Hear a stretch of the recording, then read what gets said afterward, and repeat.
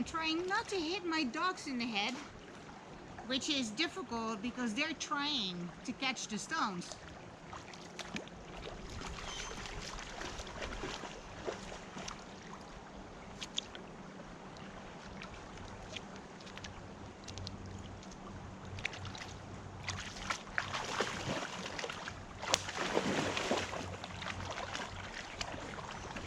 Not every stone is a skipping stone.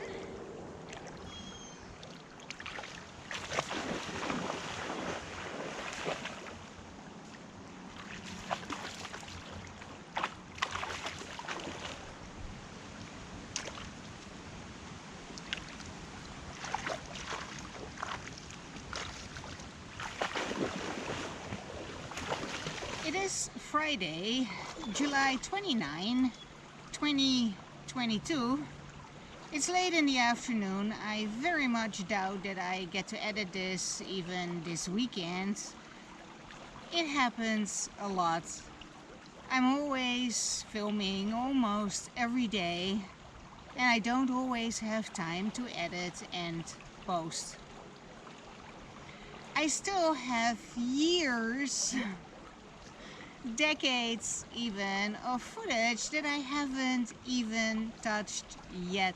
I am very present to how much material I have produced over the years because I am working on writing a very thorough narrative about my various YouTube channels and the intent behind them. And I am starting the story at the beginning from when I first conceived of this project.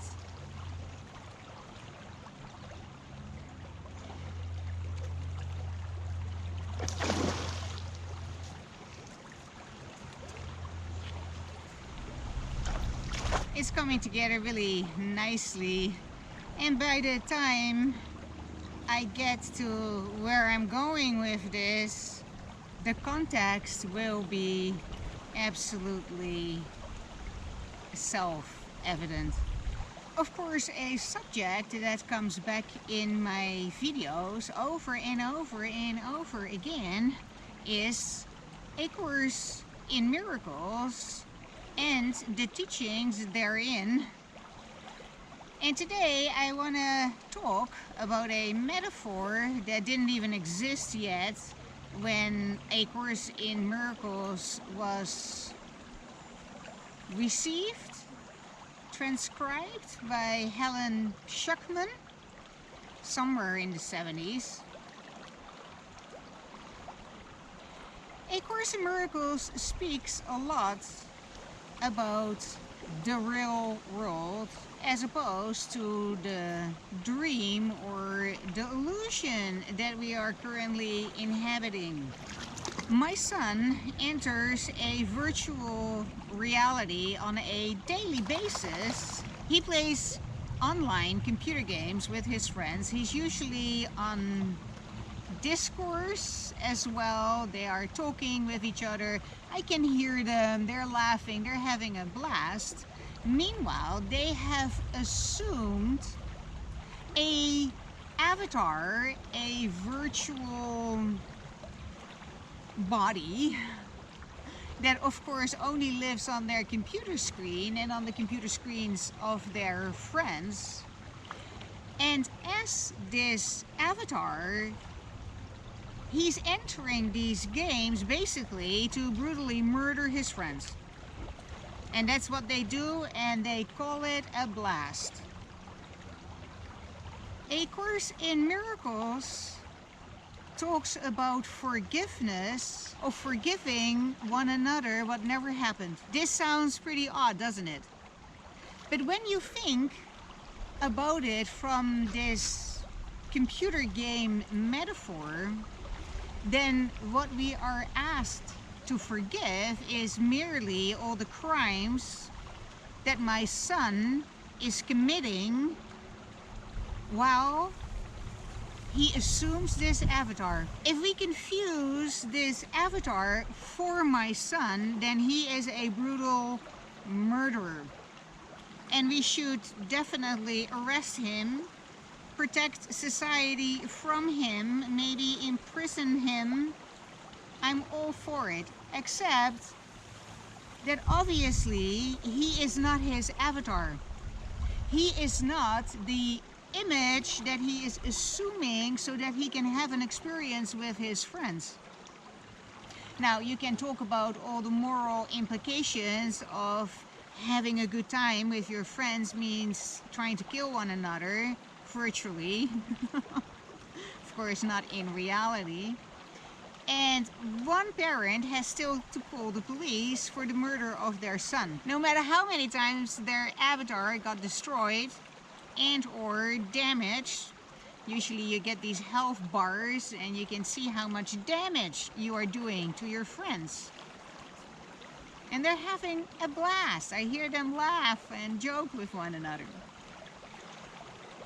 It would be very tragic if he or one of his friends would lose himself so much into the game that what he perceives is done to him while assuming his avatar is actually done to him. If a friend would hold tremendous grievances towards his other friends because after all they killed him a bunch of times, that would be very concerning for his mental health.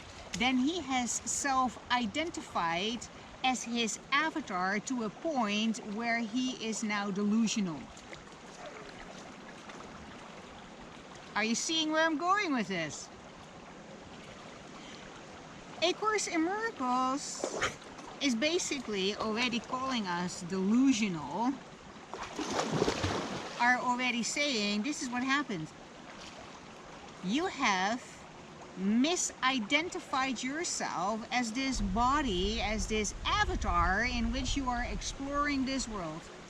And because you have self-identified as this avatar, you now can be harmed. No matter how many times my son dies in these games, he walks out of his room to use the washroom or make himself something to eat, and then he goes back into the game, reincarnates to do it all over again.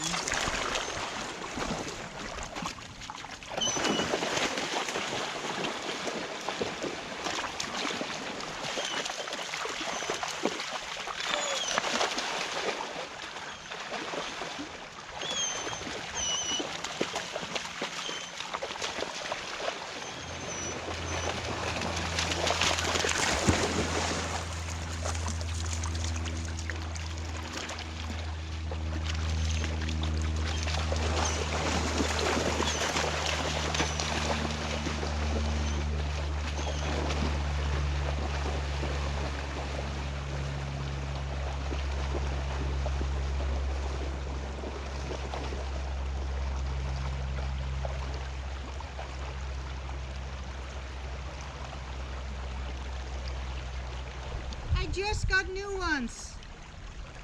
I bent down to grab a stone for the dog. She jumps up, she knocks me in the head, and my little clip-ons fall off, and of course the current is quite strong.